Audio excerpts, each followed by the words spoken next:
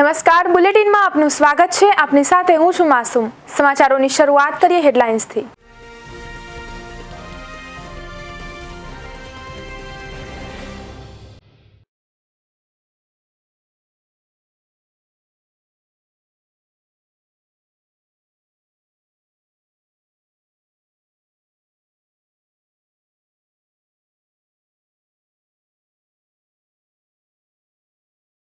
હાથમતી નદીમાંથી પ્રાંતિજ વિસ્તારમાં છોડાયું પાણી। કરોલ, લીમડા, નાના ડેમ અને નાની બોક, મોટી બોકમાં પહોંચી રહ્યું છે પાણી।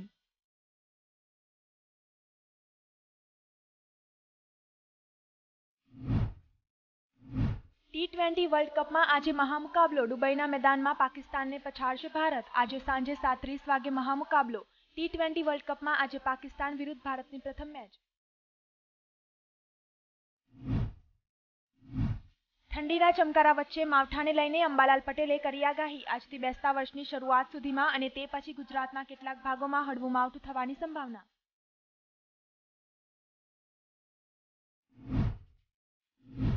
કાળઝાળ મોંઘવારી ફટાકડાને પણ નડી। ભાવ વધ્યા અને ઘરાકી પણ નથી નીકળી। ફટાકડાના ભાવમાં પણ 10 થી 15% વધારો।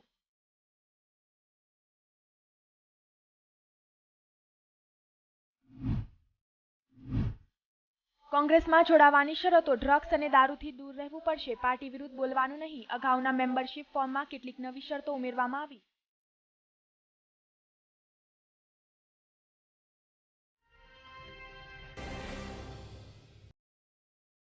સાબરકાંઠા જિલ્લાના પ્રાંતિજના રસુલપુર પાટિયા નજીક કોઈ અજાણ્યા વાહન ચાલકે બાઇક ચાલકને અડફેટે લેતા પલ્લાચરના બાઇક ચાલકનું મોત નીપજ્યું છે।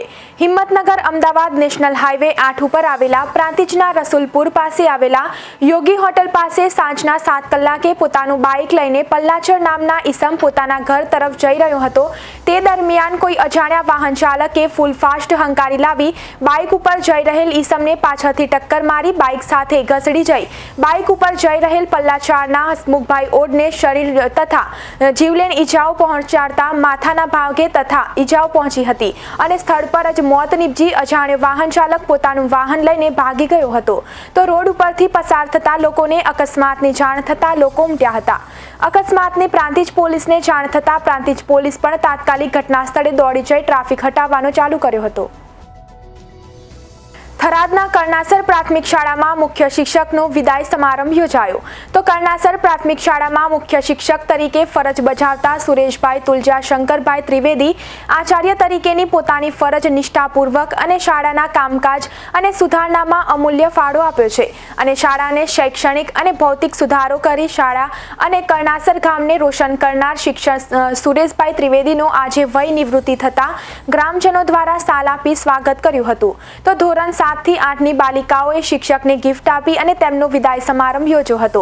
સુરેશભાઈ એક શિક્ષણ જગતના તત્વચિંતક અને હર હંમેશ વિદ્યાર્થીઓનું ભવિષ્ય વિશે સતત ચિંતા અને માર્ગદર્શન આપતા હતા। આવા મહાન શિક્ષક આજે વિદાય સમારંભ યોજાતા ગામ લોકો અને સૌ વિદ્યાર્થીઓની આંખો ભીંજાઈ હતી તથા આ જ દિવસે કરનાસર પ્રાથમિક શાળાના નિર્માણ થયેલ ગેટનું ઉદ્ઘાટન પણ કરવામાં આવ્યું હતું। તો બનાસ બેંકના ડિરેક્ટર શૈલેષભાઈ પી પટેલના વરદ હસ્તે કરવામાં આવ્યું હતું। આ ગેટ નિર્માણના દાતા પટેલ કરસનભાઈ પટેલ, પ્રેમજીભાઈ પટેલ, ઋષિભાઈ જેવા દાતાઓ દ્વારા અંદાજે 3 લાખ રૂપિયાનું દાન આપવામાં આવ્યું હતું। આ પ્રવેશદ્વારનું નામ જ્ઞાનદ્વાર રાખવામાં આવ્યું હતું। આ શુભ વિદાય સમારંભ કાર્યક્રમમાં ઉપસ્થિત મહેમાનો અને ગ્રામજનો તેમજ શાળાના પ્રિય બાળકોને પૂર્ણ પૌષ્ટિક આહાર સાથે તિથિ ભોજન પણ આપવામાં આવ્યું હતું। આ તિથિ ભોજન મુખ્ય શિક્ષક સુરેશભાઈ ટી દ્વારા આપવામાં આવ્યું હતું। 4 દિવસ પૂર્વે ગાંધીધામના સપનાનગરના એક મકાનમાં એક મહિલાને બંદી બનાવી 7 તોલા સોનું અને 1 લાખ રોકડની લૂંટ ચલાવી નાસી જનાર 3 આરોપીને શહેર B ડિવિઝન પોલીસે ગણતરીના કલાકોમાં જ મુદ્દામાલ સહિત પકડી પાડી સરાહનીય કામગીરી કરી છે। તો આરોપીઓએ સમગ્ર ઘટનાને ફિલ્મી ઢબે અંજામ આપીને ફરાર થયા હતા। કોરોના બાદ ગુનાખોરી પ્રવૃત્તિઓમાં પણ વધારો થયો છે। આર્થિક તંગીમાં રાતોરાત પૈસા કમાવાની લાલચમાં કેટલાક લોકો ગમે તે હદ સુધી ઉતરી શકે છે। આવો જ કિસ્સોથી શહેરમાં ચકચાર મચી ગયો છે. ગાંધીધામના સપનાનગરમાં રહેતા અને ફરિયાદી રવિન્દ્ર દાસ પોતાનું રેસ્ટોરન્ટ ગાંધીધામ ખાતે ચલાવતા હતા.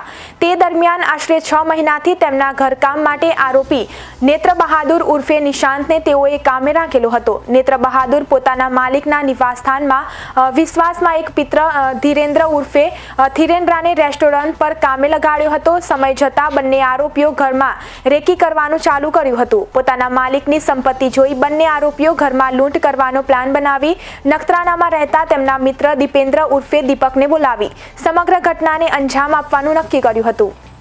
19 તારીખે ફરિયાદી રવિન્દ્ર દાસે રાબેતા મુજબ સાંજે પોતાના રેસ્ટોરન્ટ ગયા ત્યારે ઘરમાં માત્ર તેમના પત્ની એકલા હતા. ત્યારે નેત્ર બહાદુરે પોતાના બંને મિત્રોને બોલાવી ઘરમાં પ્રવેશ કરાવી દીધો.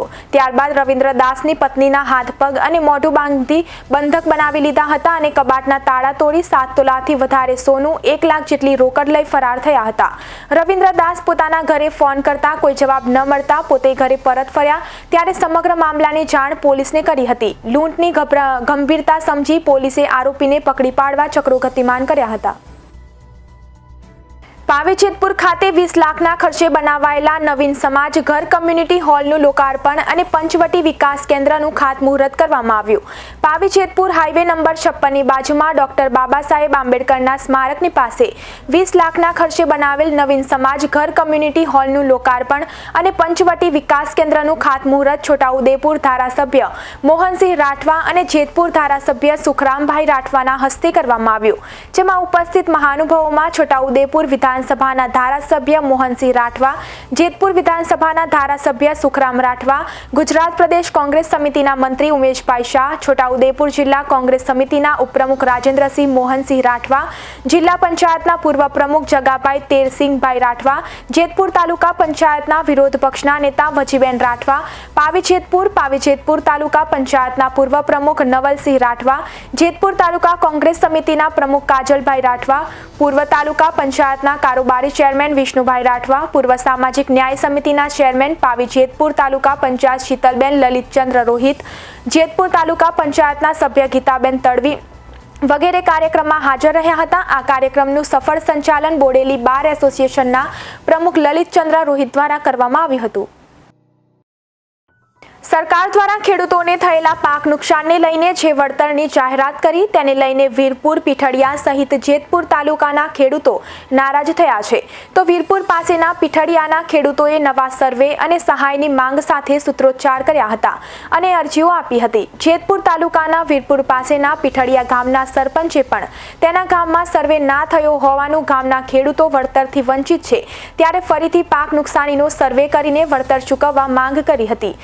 રાષ્ટ્રભરમાં વરસેલા પાછોતરા અનધારા વરસાદે ખેડૂતોના પાકોનું ધોવાણ તેમજ નિષ્ફળ થયેલા પાકને ઘણા બધા ગામોના ખેડૂતોનો પાક સડી જવાથી મોટું નુકસાન થયેલ છે. ત્યારે સરકાર દ્વારા સહાય પેકેજ જાહેર કર્યું છે, પરંતુ આ પેકેજને લઈને રાજકોટ જિલ્લાના ખેડૂતોમાં નારાજગી જોવા મળી છે, જેમાં ખાસ કરીને યાત્રાધામ વીરપુર તેમજ જેતપુર તાલુકાને આ સહાયથી વંચિત રાખવામાં આવ્યા છે અને જેતપુર તાલુકામાં ખેડૂતોના પાક ધોવાણ અને નુકસાન બાબતે તંત્ર દ્વારા કોઈ સર્વે કરવામાં નહોતો આવ્યો તેવું ખેત પાક ધોવાણનું કોઈ વળતર નહીં ચૂકવાતા ખેડૂતોમાં રોષ વ્યાપી ગયો છે. ખેડૂતોએ એક અરજી કરીને ગ્રામ પંચાયતમાં કચેરીમાં ગયા હતા અને જેમાં તેઓને થયેલ પાક નુકસાનીનો ફોટો અને જમીનની વિગતો આપી હતી. ત્યારે જેતપુર તાલુકાના વીરપુર પાસેના પીઠડિયા ગામમાં ખેડૂતોએ આજે ગ્રામ પંચાયત કચેરી ખાતે અરજી જમા કરાવી ધસી આવ્યા હતા. ત્યારે ખેડૂતોએ સૂત્રોચ્ચાર અને દેખાવો કર્યા હતા. મુંબઈની આર્થર રોડ જેલમાં ડ્રગ્સ કેસમાં સુપરસ્ટાર શાહરૂખ ખાનનો પુત્ર આર્યન અત્યારે સળિયા ગણી રહ્યો છે. આના પગલે અત્યારે દેશમાં વ્યાપક ડ્રગ્સ નેટવર્ક્સનો મુદ્દો ફરી ચર્ચામાં આવ્યો છે.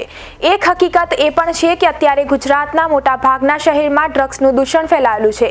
આશ્ચર્યની વાત તો એ છે કે ડ્રગ્સના કેરિયર તરીકે અમદાવાદ પોલીસના કર્મચારીની પણ ધરપકડ થઈ ચૂકી છે. અમદાવાદ પણ તેમાંથી બાકાત નથી, જ્યાં યંગ જનરેશન અને સ્કૂલ કોલેજ જતા સગીરો ડ્રગ્સના રવાડે ચડ્યા છે. નવાઈની વાત વાત તો એ છે કે ડ્રગ્સના મોટા ભાગના પેડલર અને સપ્લાયર્સ પૂર્વ અમદાવાદ અને સિટી એરિયાના છે, જ્યારે મોટા ભાગના વપરાશકાર અને યંગસ્ટર પશ્ચિમ અમદાવાદના છે.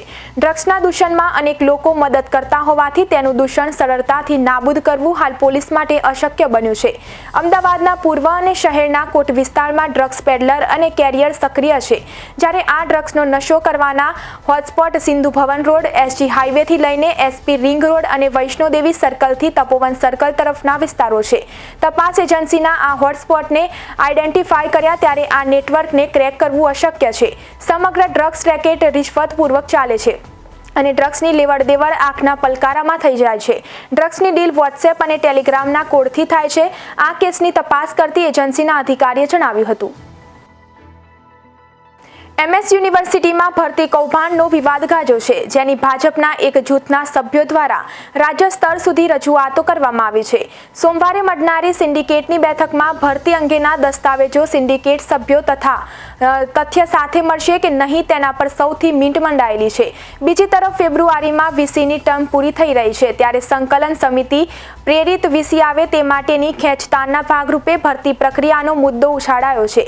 યુનિવર્સિટીમાં સંકલન સમિતિના સભ્યો, સરકાર નિયુક્ત સેનેટ સભ્યો તથા 3 સિન્ડિકેટ સભ્યો દ્વારા યુનિવર્સિટીના સત્તાધારી જૂથે ભરતી કૌભાંડ કર્યું હોવાના આક્ષેપો કર્યા છે. તેની પાછળ એવી થિયરી બહાર આવી રહી છે કે કૌભાંડને હાથો બનાવીને વીસી સંકલન સમિતિની ફેવરવાળા આવે તે પ્રકારના પ્રયાસો કરાઈ રહ્યા છે.